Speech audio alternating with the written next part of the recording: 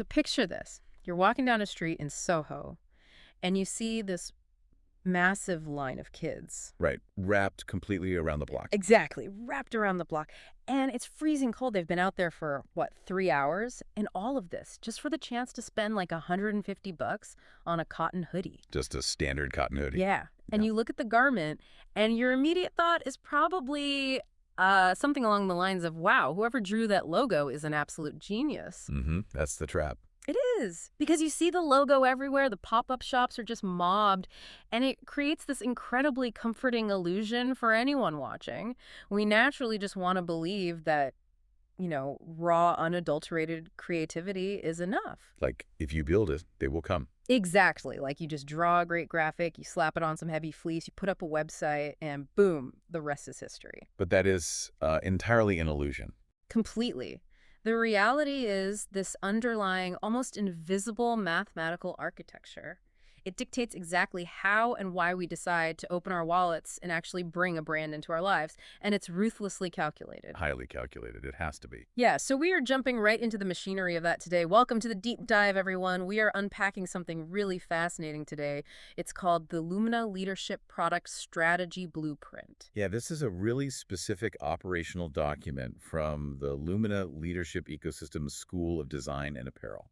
And just to set the stage for you listening, this isn't a lookbook. It's not a design tutorial. Not at all. It's honestly a masterclass in behavioral economics and, well, supply chain psychology, really just disguised as a clothing launch strategy. That's the perfect way to put it, because the core thesis here, it flips the traditional creative process totally on its head. It argues that before a single drop of ink hits a t-shirt, Or before you even register a domain name. right, before you price anything, you need a cohesive strategy, one that aligns your brand identity, your target demographics, and your long-term financial viability. Because it forces a completely different operating system on the creator. Most early stage brands fail because they approach commerce as, well, just a simple catalog. Like a menu at a diner. Yeah, exactly. They have Yeah. 10 ideas for a shirt, they print all 10, and they just toss them on a grid layout online. But what Lumina posits is that a product ecosystem is not a list of inventory. No. It is your opening argument to the marketplace. Oh, I love that phrasing. Opening argument. Right. It's a highly curated psychological journey. When an audience member lands on a brand's platform for the very first time, the arrangement, the pricing, the specific categorization of those products, it all dictates how that person experiences the brand's identity. So you're not just selling spun cotton. Exactly. You are making an argument about who you are, who your customer is, and what value you place on their participation in your world. Okay, let's unpack this, because to me, it's like building a cinematic universe, right? You don't just throw random characters at a screen. You build an ecosystem where absolutely everything has a purpose. That's a great analogy. Thanks. So if we are looking at this as a curated psychological journey, let's look at the starting line. The blueprint points to this foundational layer. Big baseline. Right. If you're building this from scratch, you have to establish that baseline. You need products that can physically integrate into a customer's everyday life without, requiring them to completely overhaul their identity. Right. Low friction. Yeah. And the text points to two specific items to kick off this relationship: tees and hats. So the t-shirt is referred to as the heartbeat of the early brand. It carries the message. But I look at the market, and if I launch a brand with t-shirts tomorrow, I'm competing with literally millions of other people doing the exact same thing on TikTok. Oh, absolutely. It's incredibly saturated. So doesn't starting with the most ubiquitous piece of clothing on earth guarantee that a new brand just becomes absolute white noise? Well, that assumes the primary function of the t-shirt in an early stage launch is to, generate massive top-line revenue. Which it isn't. No, the blueprint looks at the t-shirt totally differently. It classifies the tee as a low-risk, high-volume vehicle. Okay, what does that actually mean in practice? So in the early days of any business, your absolute greatest vulnerability is your own assumption. You assume you know your target demographic. Right, you think, oh, my audience loves minimalist stuff. Exactly. Or you assume they want loud, aggressive typography. The t-shirt is the ultimate low-cost testing ground to challenge those assumptions. It's essentially a data gathering tool. So it's intelligence gathering disguised as merch. That is exactly what it is. Because the baseline manufacturing cost of a blank t-shirt and, a screen print or direct-to-garment application is relatively low. So a brand can run microbatches. Oh, I see. So you can release like 4 different design philosophies simultaneously. Yes. And you aren't doing this to get rich off a $30 transaction. You're doing it to watch the analytics. Right. Like who's actually buying the minimalist design? Is it a demographic in urban centers? Exactly. Or who is buying the aggressive typography? Is it skewing younger? You use the T-shirt to actively map the topography of your audience. So the saturation of the market isn't a bug, it's a feature. Precisely. People are already highly conditioned to buy T-shirts online. Yeah. You don't have to educate the consumer on how a T-shirt works Right. or, why they might need one. Right. Everyone needs shirts. Yeah, so you are leveraging an existing consumer habit to force a validation of your brand's voice. Okay, wow. Yeah. I follow the logic on using the T as a low-friction data point. You are effectively getting the consumer to subsidize your market research. That's a brilliant way to phrase it, yes. But the blueprint pairs the T with the hat. It calls the hat a lifestyle piece. Why pair those two specifically?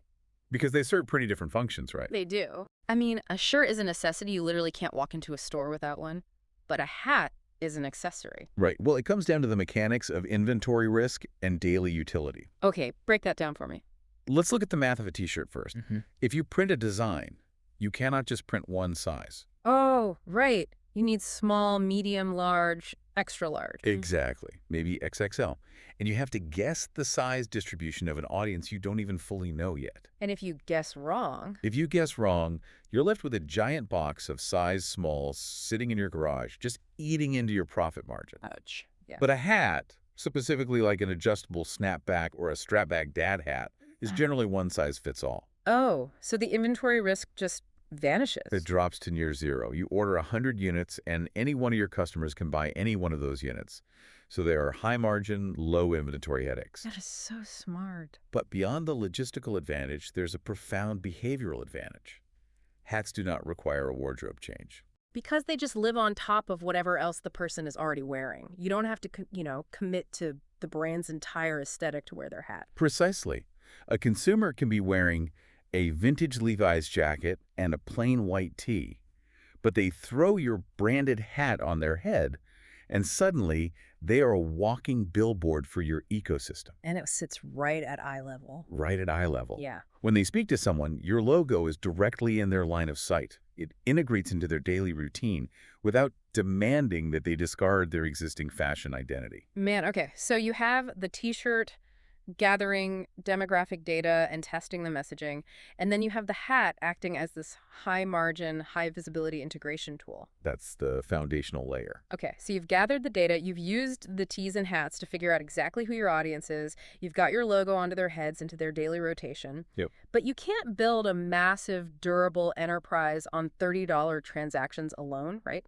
There has to be a deeper psychological bond. So how do you transition a customer from someone who just bought a shirt because they like the graphic into someone who identifies with the brand on a truly visceral level? Well, this is where the blueprint shifts gears completely. Right. It introduces the hoodie, Right. but it classifies it entirely differently than the tee. It's not a foundational tester anymore. It's an emotional piece designed to elevate the brand. Yeah. The transition from a T-shirt to a hoodie is a fundamental shift in the physics of the garment and the psychology of the buyer. The physics of the garment? What do you mean? Think about the physical nature of a really high-quality hoodie. We're talking about textile weight, which is often measured in GSM grams per square meter. Right, like how heavy it feels. Exactly. A heavy French terry or a dense fleece physically wraps the wearer. It provides warmth, physical weight, and isolation when the hood is up. It's comforting. Very comforting. The blueprint focuses heavily on this concept of comfort and identity. People wear T-shirts to project an image to the world, but they wear hoodies to feel secure within themselves. Oh, wow. I never thought about it like that. It's an emotional piece because it's the garment people reach for when they want to feel at home, or when they want to firmly declare their allegiance to a specific subculture. So that structural difference, that physical comfort, justifies the financial leap. Exactly. If a consumer is emotionally attached to the comfort and the identity of the garment, their price sensitivity naturally decreases. Because it's not just a piece of fabric anymore, it's a feeling. Yes, because the hoodie commands this emotional resonance. It natively increases the average order value. Okay. A customer who might balk at a $45 T-shirt will readily accept an $85 or $110 price tag on a premium hoodie, assuming, of course, the brand has already established trust through that foundational layer we just discussed. The tees and the hats. Right. And the hoodie gives the brand the financial breathing room, the margin, to actually invest in deeper storytelling. Like better materials. Better materials, custom hardware, intricate embroidery, unique wash treatments. The garment becomes a canvas for a truly premium experience. Right. And that further cements the brand's perceived value in the marketplace. Okay, here is where it gets really interesting to me. The blueprint doesn't stop at just selling a nice hoodie. It introduces this mechanism called the premium drop. The drop, yes. It dictates that these high-value items shouldn't just sit on a website 365 days a year. They need to be framed as limited edition releases. Why is that so crucial? The premium drop is how a brand manipulates time and scarcity to manufacture culture. Manufacture culture, that's a big claim. It is, but it's accurate. Look, if an item is always available, there is zero friction driving the purchase. The consumer can always just tell themselves, oh, I'll buy it next paycheck. And then they never do. I do that all the time. We all do. Yeah. So the drop relies on three specific levers: urgency, exclusivity, and prestige. You are taking that emotional piece, the heavy, premium hoodie, and you're severely restricting the supply. Either by unit count or by a time window, right? Exactly. So if I say, hey, this specific colorway is only available for 48 hours and we only manufacture 200 of them. You are forcing the consumer to make an immediate binary decision, yes or no, right now. And because you have cultivated this ecosystem already? Right, because they already own the hat and they trust the quality of the t-shirt. The answer is heavily weighted toward yes. And precisely. But the true genius of the drop mechanism is actually what happens after the 48 hours. When the window closes. When it closes, the item is gone. The consumers who secured it now possess a localized status symbol. Oh, because no one else can get it. They own a piece of the brand's history that the casual observer cannot acquire. The Lumina material summarizes this beautifully by stating that these drops are moments, not products. Moments, not products. I love that. You are orchestrating a shared event. When that package arrives, it feels like a victory. It makes me think of the mechanics of the music industry, actually. How so? Well, the foundational tees and hats, those are like the catchy pop singles. Oh. They get radio play, they're highly accessible, they stream on every playlist, they introduce the artist to the widest possible audience. But the premium drop, the limited hoodie, that is the limited edition colored vinyl pressing of the album that only the superfans line up outside the record store at midnight to buy. That is a brilliant comparison. Thanks. Because the casual listener who heard the song on the radio, they aren't going to buy the colored vinyl. Right, they don't care enough. But the pop single is necessary to grab their attention in the first place, and the limited vinyl is necessary to monetize and reward the deep devotion of the hardcore fan. Yes, that is an excellent mechanical comparison. Because if an artist only releases limited edition colored vinyl, they remain totally obscure. The barrier to entry is just too high for a new listener. Exactly. But if they only release throwaway pop singles, they never build a durable, lifelong fan base because there's no depth or exclusive reward for the hardcore loyalists. So you need both. The Lumina strategy demands both operate in a synchronized loop. The foundational layer casts the wide net, and then the emotional layer in the premium drops consolidate that captured audience into fanatics. Okay, but let's look at the friction inherent in this, though, because we've mapped out the wide net with the tees and the high end with the hoodies, but what about the absolute stranger? The window shopper. Right. The person who sees a random ad on their phone, clicks the link, and lands on the site. They do not have the trust required to buy an $80 hoodie. No, of course not. And honestly, maybe they aren't even ready to commit $35 to a t-shirt because they don't know how it fits. They're curious, but highly hesitant. Right. So how do you bridge the gap between a browser and a buyer without devaluing the brand by, offering massive cheap discounts? Well, the blueprint outlines a specific category for this called low friction entryways. Specifically accessories, right? Like stickers, keychains, wristbands. The text calls them the handshake before the hug. The handshake before the hug. It's a great metaphor because the psychology of the first transaction is the most difficult hurdle in e-commerce. Getting them to actually pay. Getting a consumer to physically pull out their credit card and enter those 16 digits requires a huge leap of faith. So the entry offer, the $5 sticker pack with a $12 enamel pin is designed to lower that barrier to the absolute floor. But wait, is it really worth the effort to sell a keychain? The profit on that has to be tiny. I mean, you're making, what, $2? You have to shift your perspective. You are not trying to generate meaningful profit on a sticker pack. You're trying to fundamentally alter the relationship. Okay, explain that. A person who browses your site is an observer, but a person who buys a $5 sticker pack is a customer. Oh. You have acquired their shipping address, their email, and their payment token. But more importantly, you have the opportunity to prove your operational competence. Right, because if I buy a $5 sticker and it arrives 3 days later in this really cool custom-printed envelope with a handwritten thank you note. The brand has just proven they are legitimate. Yeah. And suddenly the perceived risk of buying the $85 hoodie later just drops dramatically. Exactly. You are subsidizing the acquisition of a loyalist. You are buying a customer's trust for the manufacturing cost of a piece of vinyl.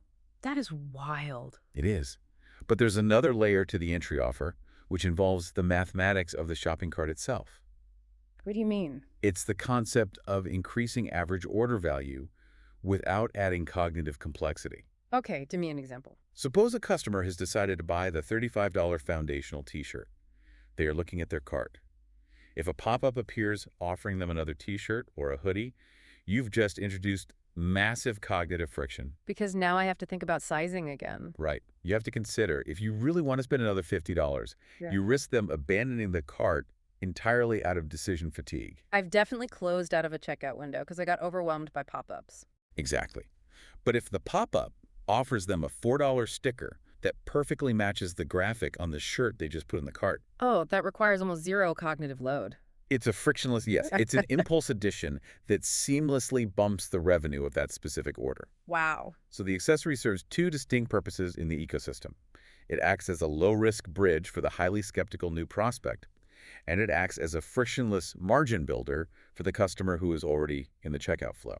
Okay, up until this point, the entire blueprint has mapped out a highly sophisticated but, relatively traditional direct-to-consumer apparel model. Selling physical things to end users. Right, physical garments and objects. But then the strategy executes a hard pivot. And this blew my mind a little bit. B2B pivot. Yes. It opens up an entirely new revenue lane focused on B2B, business-to-business, and the creator economy.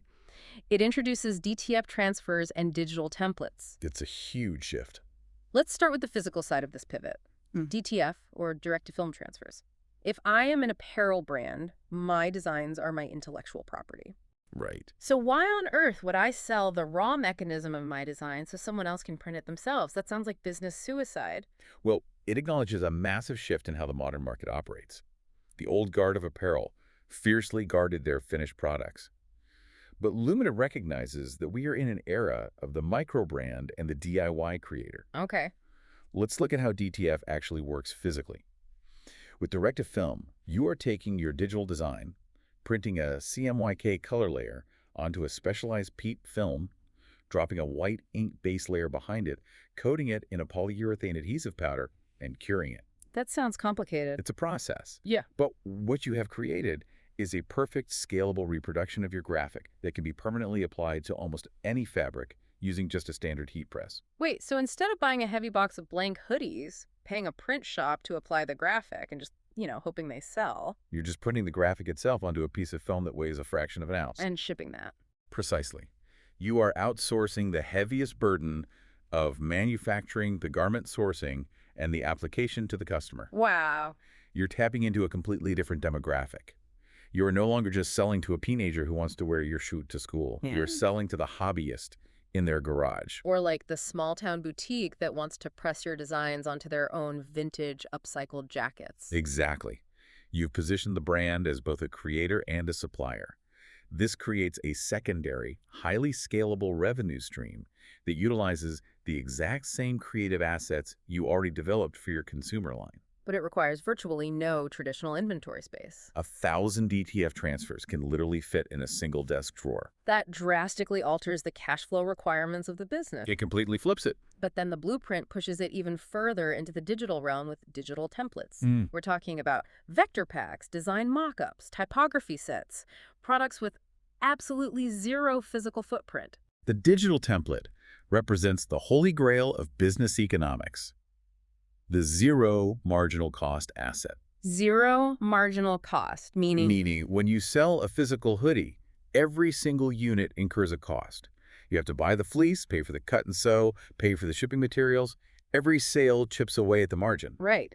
But when you sell a digital asset, say, a highly detailed Photoshop mock-up template that you originally designed just to display your own hoodies on your website, you create that file exactly once. And then you can sell it 10 times or 10,000 times. And the cost to deliver the 10,000th unit is exactly the same as the first, zero. Okay, let me pause you there. If the math works out that beautifully, then why doesn't every apparel brand just pivot completely to selling digital templates? Good question. Like, why bother with the physical hoodies at all if the digital margin is 100%? And frankly, if I sell my best design elements as a vector pack, aren't I just arming my direct competitors to steal my aesthetic? That assumes a zero-sum market, which is a fallacy in the creator economy. You don't abandon the physical product, because the physical product is what builds the prestige required to sell the digital product. Oh, I see. Right. If you're a nobody, no one wants to buy your design templates. But if you are a recognized brand with sold-out premium drops, suddenly your workflow, your templates, and your assets hold massive authority. You're elevating your status from a mere participant in the market to a thought leader within your niche. Exactly. You aren't arming your competitors, you are taxing them. Wow. You're monetizing the raw machinery of your creativity. And it's a brilliant diversification strategy because it protects the brand against physical supply chain disruptions. Because if a shipping container of blank t-shirts gets delayed at a port for 3 weeks, your physical sales halt. But your digital storefront continues to deliver instantly, 24 hours a day, globally, generating passive cash flow to keep the business operational. So it's kind of like a famous chef. How so? Selling the hoodies and tees is like serving meals in the restaurant. Running the restaurant requires staff, fresh ingredients, massive overhead, and, managing the chaos of a Friday night service. It is hard, high-friction work. But it builds the reputation. Exactly.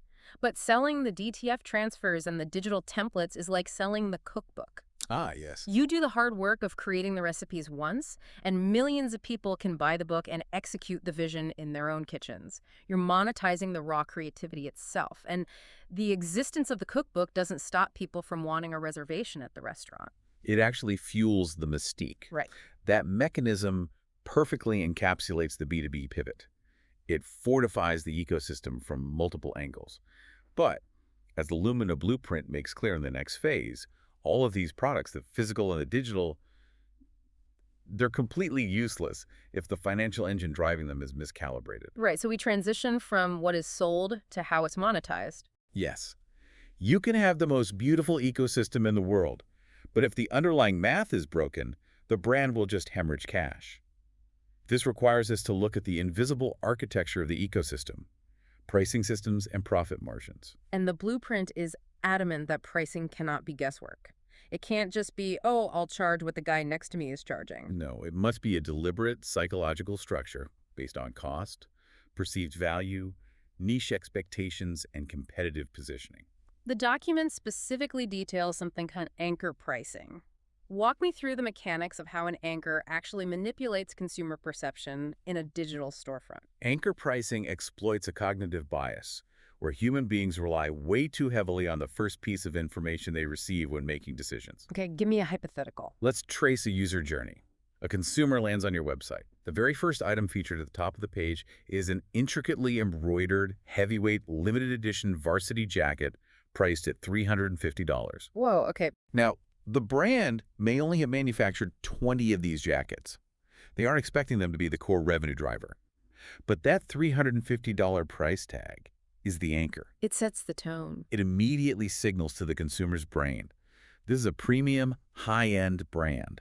Then, as the consumer scrolls down, they see a premium hoodie priced at $95. Oh, I get it. If they had just landed on a page and seen a $95 hoodie in isolation, they might have thought, that's a lot of money for a sweatshirt. Right. But because their brain was just calibrated by the $350 jacket, the $95 hoodie suddenly feels like a comparative bargain. It feels accessible. Exactly. The anchor shifted the context. The jacket absorbed the sticker shock, clearing the psychological friction for the $95 purchase. That is kind of sneaky, but brilliant. It's just human psychology. The blueprint then layers this with tiered pricing, which is a strategy to capture maximum value across different segments of your audience without alienating anyone. This is the good, better, best model, right? Yes. You don't just offer one t-shirt. You offer a basic, lightweight logo tee for $25. That is the good tier. Okay. You offer a heavyweight, custom-dyed tee with a complex graphic for $45. That is the better tier. And the best. You offer a highly limited cut-and-sew piece engineered from custom fabric for $80. That is the best tier. Let's look at the math on that, though, because if I'm building a brand that natively appeals to a younger, highly price-sensitive demographic, say college students or young skaters, and I introduce an $80 t-shirt, don't I risk them abandoning the brand out of frustration? How so? Like, if they push for premium pricing, won't they alienate the people who just want a cheap shirt? They'll just go to a fast fashion retailer. Well, if you only offered the $80 t-shirt, yes, you would absolutely alienate them. But the tiered system acts as a psychological sorting hat. A sorting hat. You aren't forcing the 19-year-old college student to buy the $80 shirt. The ecosystem accommodates their financial reality by guiding them to the $25 basic tee or the $10 entry offer accessories. So they still get to participate. You satisfy their desire to participate in the brand without breaking their bank. Simultaneously, the older, more affluent customer who wants to financially flex their devotion can self-select the $80 tier. You capture revenue at both ends of the spectrum. The pricing architecture ensures that you never leave money on the table while fiercely protecting the brand's profit margins. And the blueprint leans heavily into the reality of those margins. It defines margin as the ultimate arbiter of survival. Like, it's not about how much top-line revenue you generate. No, top-line revenue is a vanity metric. It's about what percentage actually stays in your bank account. Exactly. If you sell $1 million worth of product, but it costs you $990,000 to manufacture, ship, and market it, your business is effectively failing. You're doing a lot of work for 10 grand. The blueprint requires a forensic calculation of the cost of goods sold, or COGS. And this isn't just the price of the blank shirt and the ink. What else is in there? You must calculate the hidden bleeds on your margin. The cost of the custom poly mailer, the packing tape, the printed insert cards, the warehouse storage fees, the shipping labels. Oh, man. And the 2.9% transaction fee taken by your payment gateway. If you do not factor those micro costs into your tiered pricing model, you will scale your business straight into bankruptcy.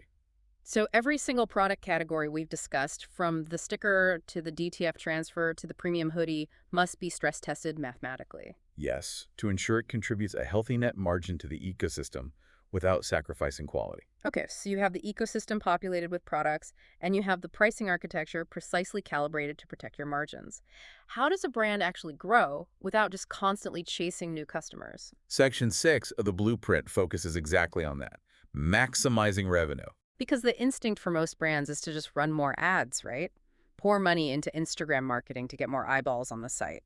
But the blueprint argues that constantly chasing net new customer acquisition is a brutal, expensive treadmill. It focuses instead on maximizing the value of the customers you already have, specifically through the art of the upsell. Okay, let's break down the math on the upsell, because the blueprint says this increases average order value by maximizing revenue without increasing traffic. The upsell is the most potent lever for profitability because it bypasses the customer acquisition cost, or SAC. What does that look like in real numbers? Let's say you spend $15 on digital advertising to acquire one new customer, and that customer buys a $30 t-shirt. Your gross margin is immediately eroded by that $15 ad spend. Right. To double your revenue, you have to spend another $15 to acquire a second customer. The cost scales linearly with the growth. Which is exhausting. However, if you implement a strategic upsell, meaning that same customer who cost $15 to acquire decides to add a $60 hoodie and a $10 hat to their order, their total cart value is now $100. Wow. Your revenue tripled, but your acquisition cost remained fixed at $15. The profitability of that single user skyrockets. But an upsell can't just be a random pop-up begging the customer to spend more money, right? The blueprint is very specific about the pathways. Extremely specific. It dictates pairing tees with hoodies, pairing hats with accessories, and pairing the digital templates with the physical DTF transfers. Because an effective upsell must feel like a logical, frictionless continuation of the customer's own intent. It's about anticipating a need before the customer even articulates it. It's the classic "do you want fries with that?" but elevated. Exactly. If a user is buying a lightweight summer t-shirt, aggressively pitching them a heavy winter parka in the checkout cart creates cognitive dissonance. It feels like a desperate cash grab. But if they are buying the digital template that teaches them how to format designs for apparel, the system should immediately offer them the physical DTF transfers of those exact designs. It's seamless. Like, you just bought the instructions to do this. Would you like to buy the physical materials? You can start right now. It removes a massive friction point from their creative process while drastically increasing your average order value. And this philosophy applies to the macro growth of the brand as well, right? The blueprint calls it strategic expansion. It insists expansion must be strategic, not random. Brand dilution is a silent killer. What do you mean? When an apparel brand suddenly introduces coffee mugs, cheap plastic water bottles, and dog toys just to capture a few extra dollars, it destroys the cohesive narrative of the opening statement we talked about at the beginning. Right. Suddenly, it's not a curated world anymore. It's a flea market. Exactly. The Lumina methodology insists that mapping out long-term growth means introducing new categories, premium items, and seasonal collections without losing brand focus. So every new item feels aligned. If you are going to introduce a new category, say cut-and-sew denim, it must undergo the exact same strategic scrutiny as the foundational tee. Who is the audience for this? How does the margin profile fit into the tiers? What is the anchor price? If it doesn't strengthen the ecosystem, it is rejected. Which brings us to the final dimension of the blueprint. We have the products, the pricing, the expansion plan, but we have to apply this to the dimension of time. When to launch, and how to plan it. The strategy introduces seasonality and the roadmap. The dimension of time is critical. The text claims that seasonality fundamentally shapes demand. Ignoring the environmental and cultural rhythms of your consumer base is a fatal error. Seasonality is the heartbeat of retail. I mean, on a macro level, it dictates the obvious shifts, right? Like, you don't launch heavy fleece hoodies in July. And you do not push lightweight mesh shorts in December. You must manage the lead times of your supply chain to ensure the product arrives when the physical weather dictates the need. But the blueprint goes deeper than just weather. It talks about micro-seasonality. Yes, it requires a brand to map its product drops to the specific cultural calendar of its niche. Right. So if I'm building an ecosystem targeted at university students, my Q3 isn't just about the temperature dropping. My product drops need to align with the back-to-school migration in late August. Precisely. And your Q4 needs to anticipate the stress of finals week in December, maybe offering high-comfort emotional items like heavy sweatpants. You're engineering the cash flow conversion cycle around the behavioral peaks of your audience. If you understand that your target demographic has maximum disposable income during tax refund season in the spring, that is precisely when you schedule your highest margin premium drop. This proves to the audience that the brand is living in the exact same cultural moment that they are. It keeps you relevant. Exactly. And all of this theoretical architecture culminates in the final assignment of the Lumina program. This is the climax of the blueprint. It doesn't end with a summary. It ends with a mandate for the students. The roadmap. Yes, the roadmap. They have to create a complete roadmap for their first launch. They select the product line, set the price points using the learned systems, but the final step is what really gets me. They have to build hard revenue projections based on expected sales volume. It's the most important step. But why? So what does this all mean for you, the listener? Why force a new creator, who might just be an artist, to sit down and grind through spreadsheet projections before they even launch? Why does mapping out revenue projections before launching matter so much? Because without projections, a launch is just a wish. Oof, just a wish. Let's look at the stark reality of launching a brand. You have fixed costs, you have to pay for the hosting, the domain name, the initial sample manufacturing, the LLC registration, the basic advertising budget. Let's say that totals $1,500. If you do not map out your revenue projections, you have no idea what it actually takes to survive. The roadmap forces the creator to confront the mathematics of their ecosystem. So they have to look at the math and say, based on my tiered pricing and my margins, I need to sell exactly 40 t-shirts and 15 hoodies in the first month just to break even. It strips away the romanticism of the launch and replaces it with an operational target. It transforms the chaotic anxiety of the unknown into a mathematical certainty. Because if you know you need to sell 40 t-shirts, you can reverse engineer your marketing. Exactly.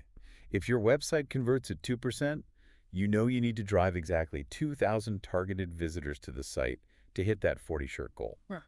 The blueprint gives the creator clarity, confidence, and intention. They aren't just throwing products into the void and praying for a viral moment. They are executing a highly calibrated system. And that really brings us to the synthesis of this entire deep dive.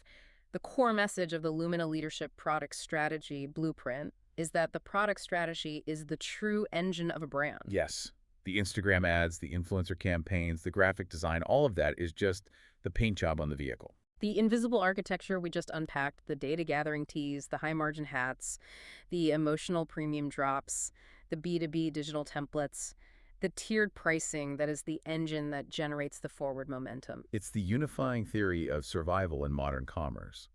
When an ecosystem is designed with this level of microscopic intention, every product becomes a message. The $5 entry offer communicates radical accessibility. The $110 heavyweight hoodie communicates emotional belonging. The DTF transfer signals that the brand wants to elevate its own community of creators. Every launch ceases to be a mere transaction and becomes a cultural moment. And the ultimate result is that you stop selling disjointed commodities and start building a world that people actively want to be a part of. Absolutely. We started this deep dive talking about the illusion of that line outside the pop-up shop in Soho. The assumption that success is just about drawing a cool logo. But walking through the mechanics of this blueprint, it is undeniably clear that those kids aren't standing in the freezing cold for cotton. No, they're standing in line because the brand has flawlessly executed a strategy that makes them feel seen and valued. Desperate to participate in the narrative. So we want to leave you with a final lingering question to ponder today as you analyze your own projects. If your current project, business, or even your personal brand were an ecosystem right now, what is your handshake before the hug? It's a great question. What is the lowest friction, zero-risk pathway you have built to invite a skeptical stranger into your world? And more importantly, are you just selling people products, or are you actually building a world they want to live in? Thank you for joining us on this deep dive. We'll see you next time.